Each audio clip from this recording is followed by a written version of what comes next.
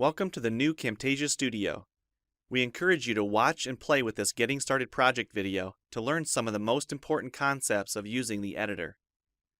If you want more in-depth tutorials that will walk you through the entire process of recording, editing, and sharing your videos, then please watch the Getting Started tutorials using this link under the Help menu. The editor is divided up into three main areas: the clip bin, the timeline, and the canvas. The canvas is where you see your video during playback and can move, resize, and reposition all media however you want. The timeline is where you assemble and edit your video. At the top of the timeline, tick marks represent time in terms of minutes and seconds. When building a video, you'll work in a horizontal manner, beginning from the left and moving sequentially through time toward the right. The tracks are layered on top of each other, so media you add on higher tracks is viewed on top of media on lower tracks in the canvas. For example, this callout is placed on top of the video track on the timeline, and therefore is on top of the screen video on the canvas.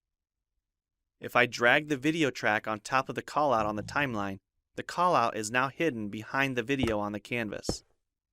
Use the zoom slider to magnify the view of the timeline. This is very helpful when making precise cuts and selections, like removing ums in your audio.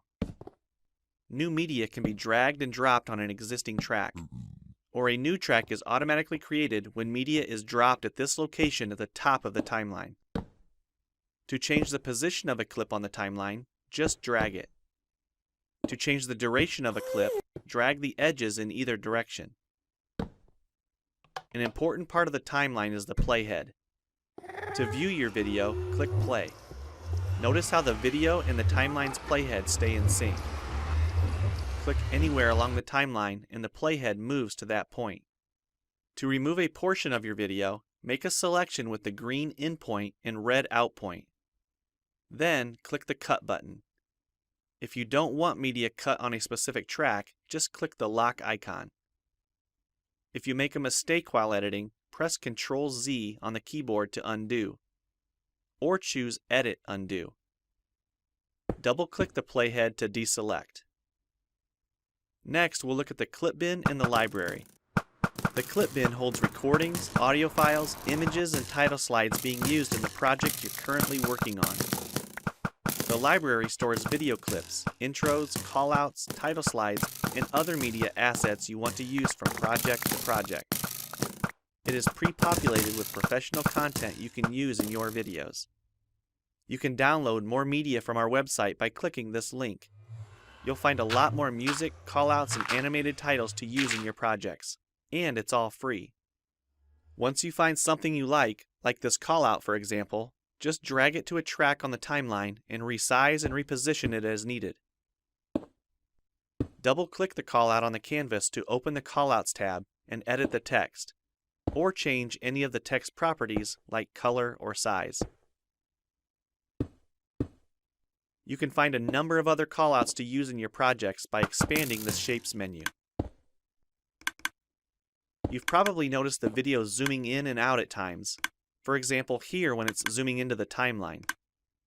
To learn more about adding and customizing zoom and pan animations to your video, check out the other Getting Started tutorials on our website. We've talked about some of the tabs already, but be sure to explore the others for adding and editing special effects. If they don't all show up as tabs, click on the More tab to explore others, like the speech-to-text capabilities and captions, and the improved quizzing. Also, transitions can now be dragged directly to the timeline and added on top of clips.